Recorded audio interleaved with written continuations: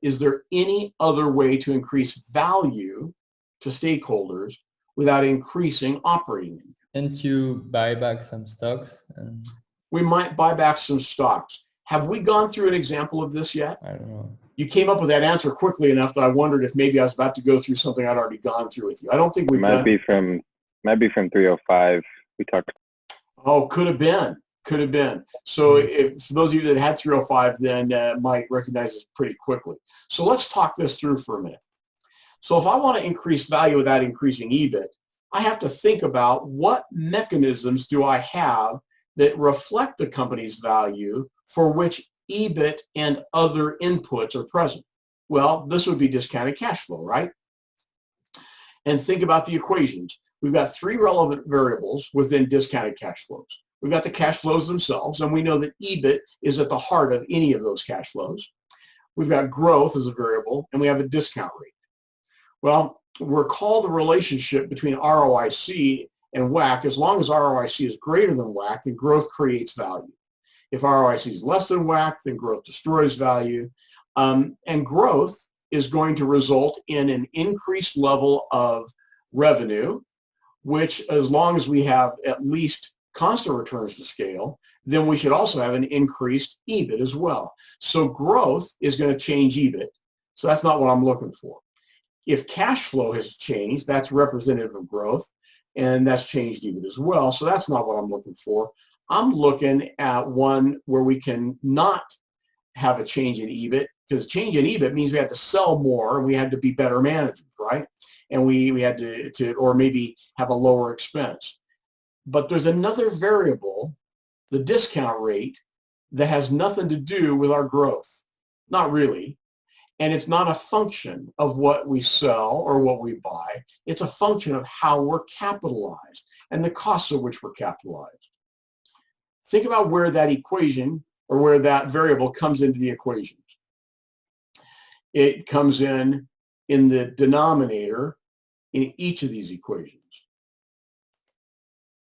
It's not part of a multiple or market-based valuation equation. Or is it? Is WACC a variable that we find within a market multiple form? I don't see it here, but do we know of anything that would tell us that it is here? What's the algebraic equation for, what's an algebraic equation for an EBIT multiple? EV divided by EBIT. Okay, but if we then extend that, Alex, to say EB divided by EBIT equals something algebraically, then we know it equals ROIC minus G divided by ROIC times WACC minus G. So once again, WACC is in the denominator, even if it's a valuation model using a multiple. So every valuation model that you and I have dealt with has the discount rate in its denominator somewhere. Well, if we change the discount rate, will that change the value? Sure. And if the discount rate gets smaller, given that it's in the denominator, then the value increases. If the discount rate gets bigger, then the value decreases. So how might we go about improving the shareholders' value without selling one additional widget, without charging higher prices to customers, anything else, just within the finance sector of the C-suite? How might we do this? Well, we're going to try to figure out how to change the discount rate. And we're going to do that by looking at, in this case, we'll look at a stock buyback. Well, first, let's remember the components here. When we think about a stock buyback, we're going to be changing each of our components. We're going to change the E to V ratio, right? Because if we do a stock buyback, we have fewer shares of stock, so E changes. And if E changes, V changes. And how do we do a share buyback? We either use existing cash that we have on the balance sheet, or we borrow money. And in the example that I'm going to give you, since I want to have the biggest effect on WACC here, I'm going to give you an example where we don't use cash, but we do borrow the money. Okay? So we're going to decrease E when we buy back some of our outstanding common shares, and we're going to increase D. And V may have changed in the process or may not. It just depends on what the proportionalities are here. In this case, we're going to leave preferred stock alone. I don't want to complicate this more than I need to. Okay. Well, if we increase E if we decrease E and increase D, will it change any of our costs? We know it'll change our weights. Will it change any of our costs? What do you think? No. Okay. I think that it probably would. In fact, I'm going to tell you, I think immediately it would change our cost of borrowing. Why might a company's cost of borrowing change when its equity and debt relationship changed?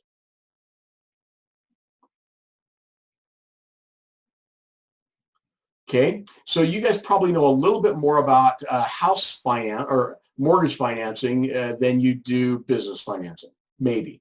And I'm going to guess you recognize that if somebody goes to buy a house and they've got 20% down, then they get a better rate than when they go to buy a house if they have 1% down or 5% down. Would that make sense? Same thing when you're buying a car. If you go to a car dealership to buy a car, if you put a bunch of money down and finance the rest, you'll get a better rate than if you put no money down, right? Well, think about equity as being a money you put down, because it is in this case, and debt as what you borrowed. If the debt to equity multiplier, debt to equity ratio rises, it means there's more debt to the equity the company has, and the company is in a more precarious financial condition, isn't it?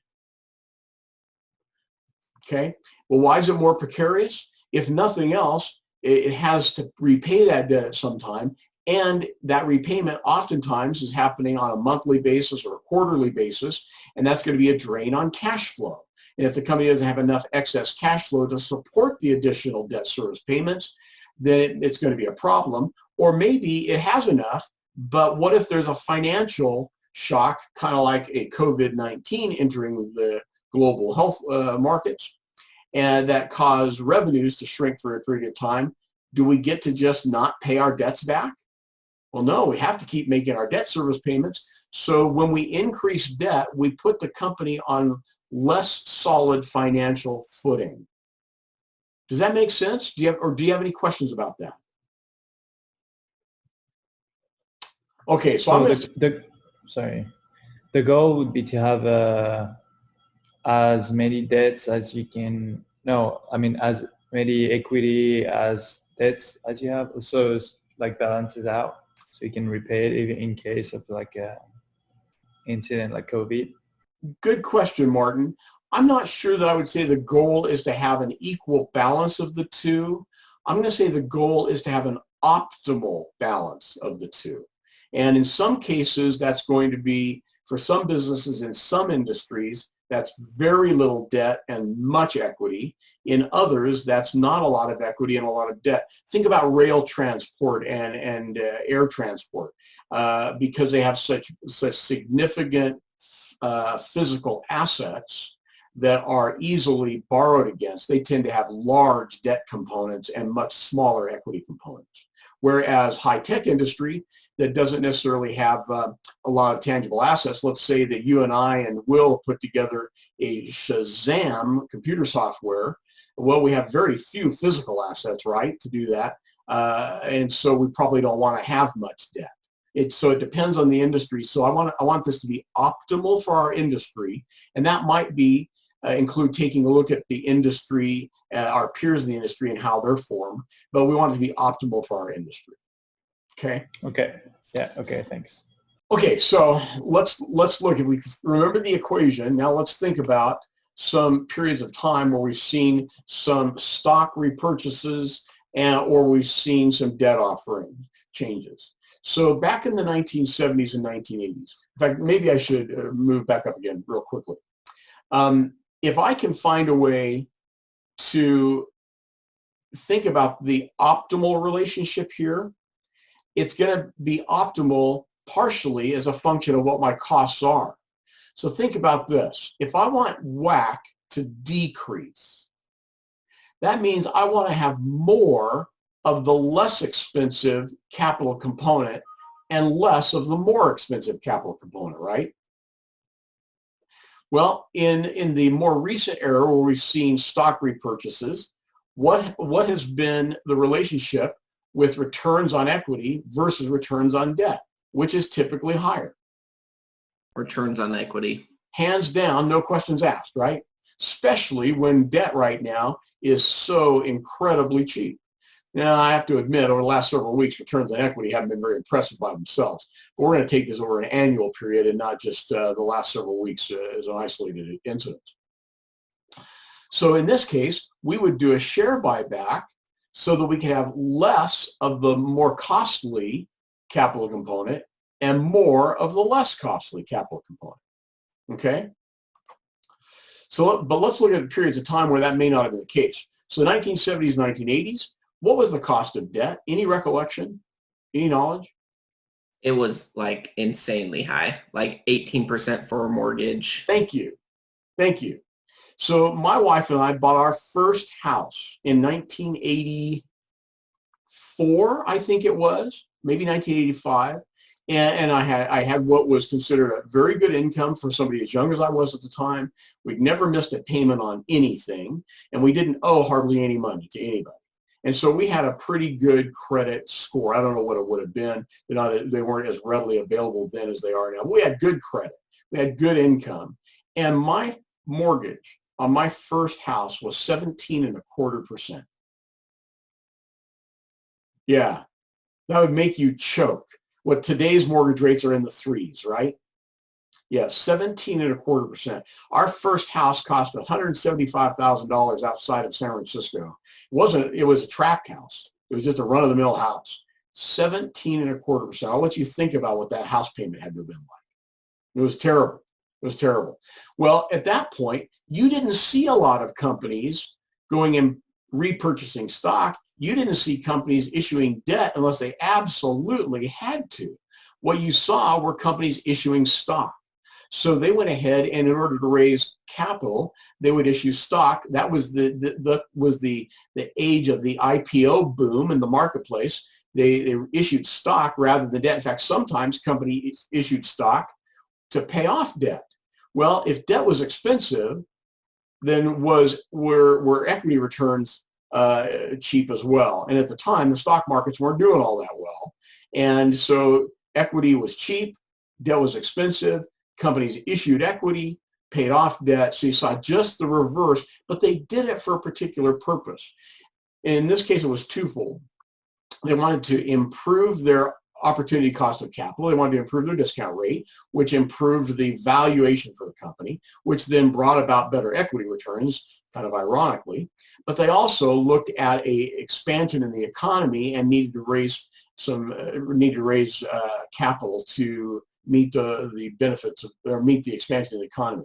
This all led to the stock market increases in the late 1980s that then followed us through nicely through the 90s and beyond. So when interest rates are low compared to equity market returns like they are right now, you see just the opposite effect. In fact, we've seen this effect from about 1990 onwards, where companies began to buy back stock and increase debt because debt was relatively inexpensive. And it's gotten to the point where debt's ridiculously inexpensive. I mean, we're taking advantage of it. I don't want that to change immediately, but recognize that that's what's going on. And that debt has been so inexpensive, we've borrowed a lot, we've gone into the markets, bought back our stock. Well, by companies going into the markets and buying back their stock, what does that do to stock market prices? Well, more demand for stocks in a reducing number of share environment increases stock prices, doesn't it? So all of this is a little bit of financing sleight of hand, if you will, in order to improve stock prices. And now we can think about what we've seen in the markets, and we can look at how they've affected us numerically. So I'm going to give an example here. We're going to use Mira Dravana. And I'll bring the Mira Dravana case up a time or two to do this. But you guys have seen the case a few times. And so the Mira Dravana case, we've got 229.76 in the market value of stock, or common stock, 10.75 preferred, 58.773. I think it's actually 733. I believe that's a typo. And you see the weights and you see our costs. So equity is expensive, debt is cheap. I'm not going to mess with preferred here in this example because I'd have to go through and mess with conversion rates and other things and make it more complicated than I'd like to make it for you. So this is the condition that Mirage Ravana finds itself in of its capital components at the end of 2019. And so we're going to say that's its current condition. And I'm going to go through an example where Mirage Ravana borrows $21 million to repurchase 5 million shares of common stock. Well, let's go to the balance. Let's go to its financials real quick and look at it.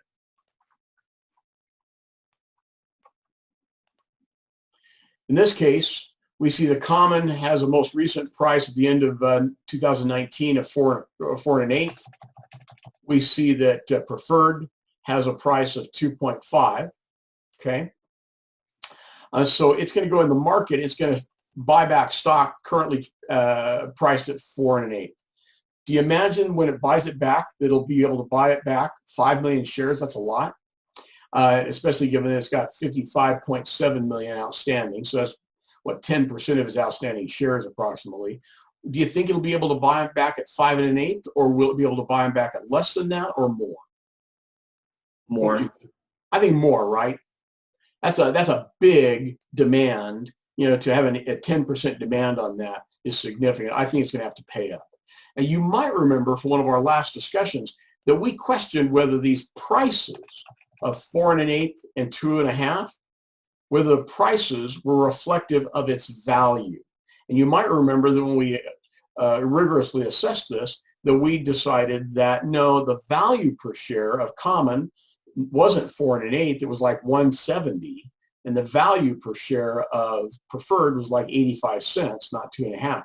So we believed it was very overpriced in the market, overvalued in the market, and we wouldn't have purchased this. But nonetheless, this is the example we're using. So if we think about this, we'll go back now to the PowerPoint.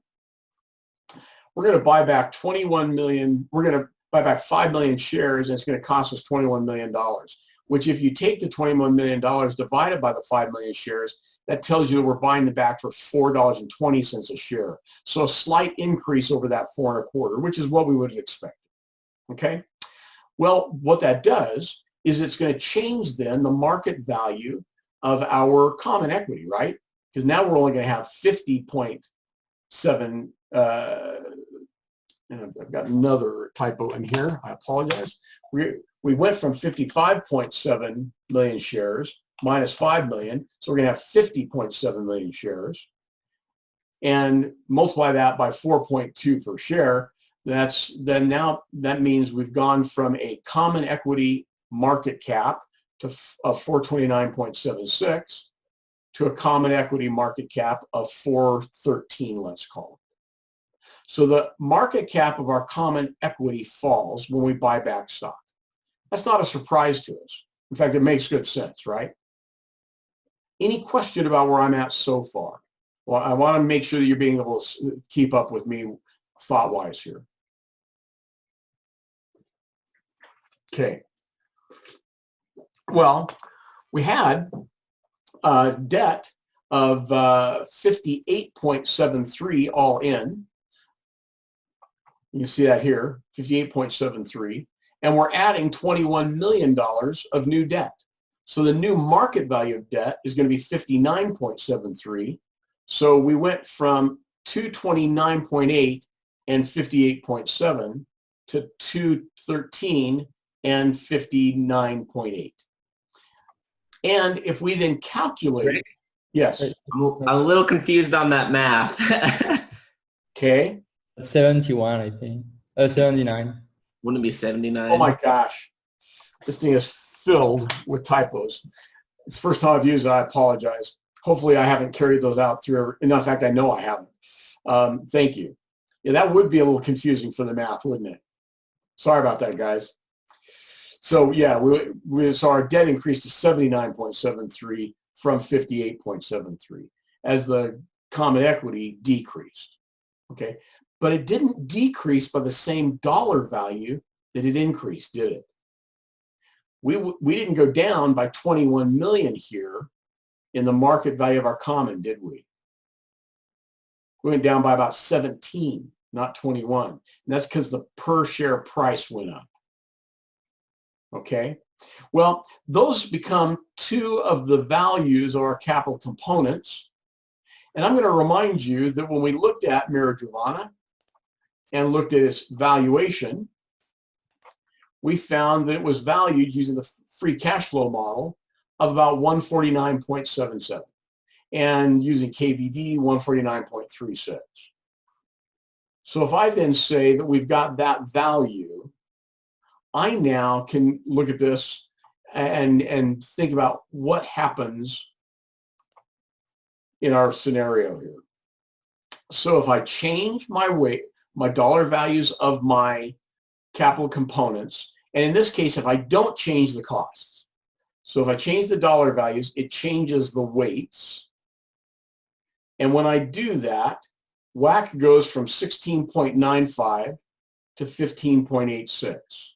Let me show that to you on the spreadsheet. So here, I'm going to go ahead and go back to the financial statement, and I'm just going to change my value of my structures here. So this was 79.73 instead of 58.73, and this was 212.94 instead of 229.7.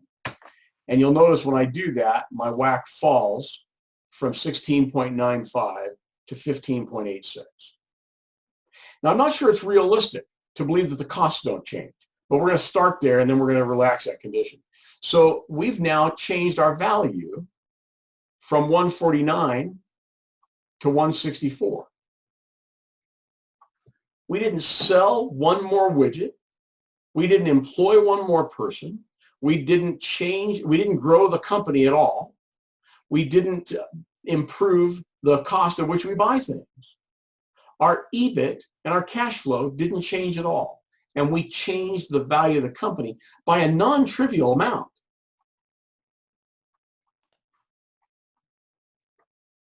So that's what, $15 million? I don't know about you, but that's non-trivial to me. So my first question is that realistic? And I'm going to follow that up by saying, and do companies do that? What do you think? Well, I don't think it's super realistic. I mean, if anything, it puts the company in a more precarious position than it was before, but it definitely happens. Last time he talked about how that's a big, why he was against some of the bailouts to the airline industry is because they've been doing this for a while. Well, let's talk about that for just a brief moment. It's almost a departure, but it's worth referencing here. So the airlines, yes, have put themselves in some precarious shape by using cash to buy back stock, as is evidenced by this. They've got a higher debt to equity ratio and when they have external shock, they then can't handle it with their cash flow. But also, the reason that there's been such a tumult over not using some of the cash that's about to be injected into businesses for buybacks, and we've seen some bad press about this. Of course, there's some problems with this. The reason that we're concerned about that at this point is because if the airlines have been using their cash to buy back stock, then they're not using it to pay employees and they're not using it to reinvest. So that's been the bigger issue with respect to airlines. Now, yes, if they borrowed money rather than use cash, that creates another problem. And that problem is evident in this example. But what we've seen with airlines, and the reason that they've come under such scrutiny where they use some built up cash to buy back stock and then are in a position where they need more cash, when they did that, they benefited the stakeholders at the expense of the economy and of the expense of their workers. And worker condition, we're very sensitive to that right now, certainly given the financial problems that we're facing. Okay? But let's come back here. Is it realistic for this scenario to unfold? Well, I think it's very realistic for the company to go out and borrow an extra $21 million. I may not want them to do it, but I think it's very realistic for them to do it. It's very realistic for them to go ahead and buy stock back in the marketplace. But what I think is probably not realistic is to do so without expecting the costs of our capital components to change. Yeah, we know the weights changed, right? But we've got to expect the cost will also. If nothing else, as the company takes on more debt, in this case $21 million more, I think we have to assume that its discount rate, or the rate at which it can currently borrow money for debt, is going to have to rise. It's not going to stay at 6. You're going to have to pay more money for that new debt. And the cost of equity, well, that'll change too, but I'm not sure it will rise or if it'll fall. Let's look at that. Okay. So let's think about this. I'm going to suggest that we're going to probably have a debt cost rise to at least 6.5%. In fact, that would be about what I would expect, about a 0.5 point move when we take on that much more debt. And I'm going to suppose that beta will rise from 1.36 to 1.45. And beta is in the CAPM equation, so that affects RE, as you can see here. And RD is this new value. So when we do this, when we put in this 1.45 into the beta, or into the CAPM equation, put it right here, it's going to take us from CAPM, our version of RE of 20.93 to 22.17. So RE rose as well as the cost of debt. Well, does that make sense to us that RE would rise? Well, what we did in the markets doesn't change RF, does it? What our one company did doesn't change the industry, right? What our one company did probably does increase our price volatility, because we become a little bit more brittle, and so our price volatility is going to rise. As I've said, as I've said here, it'll rise from 1.36 to 1.45. So it does make sense to us that our RE will also rise. And we know that our RD is going to rise. It's going to cause our WACC to change, in this case, to 16.73. Now that's still less than 16.95, okay? And if we change these costs of capital as well, so remember those numbers, 22.17 and 6.5, I'm now going to take those back to our spreadsheet and change my structure here just to reflect this. Where are my costs? Right here. So I said 0.065 and 0.2217 or 2273. Is that what it was? 2217. My WACC increases is still less than 16.95, and the value changes as well. Well, it's not the change I had a few minutes ago, is it? So I've still seen a small reduction in my cost of capital, which brings about a small increase in the value of the company. Question is, if those cost of capital changes are what we're going to experience, is it worth doing? So Megan, I think you're probably still on the line with us. We'll let you come off of mute here. If you had an opportunity to do some work within the financial sector of your company, in the C-suite, and bring about approximately a $1.6 million increase in the value of the company, would you do it? Yeah, I would do it. My question is all this stuff legal to do? Absolutely. Hands down, happens every day. Even the engineering things we were talking about? Well, some of those engineering items are less legal than others. Some of them are downright illegal. It all has to do with whether or not they're disclosed. So Enron, that was the example I used. The example I'm going through right now isn't what Enron did, by the way. Enron did some other financial engineering of off-balance sheet transactions. What Enron did was expressly illegal. But why was it illegal?